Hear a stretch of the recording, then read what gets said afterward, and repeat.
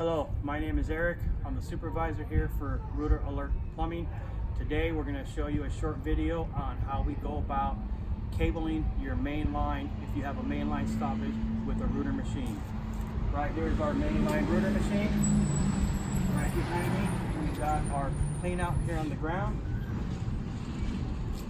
So first thing I do is take off our clean out cap. Once your clean out cap is off, you're ready to proceed with your drain machine.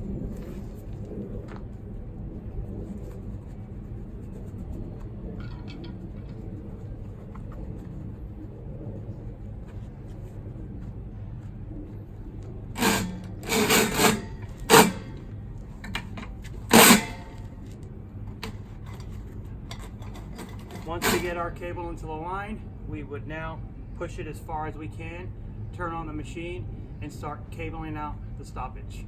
Once the stoppage is clear, we can run our camera and see what caused it and give you recommendations for repairs.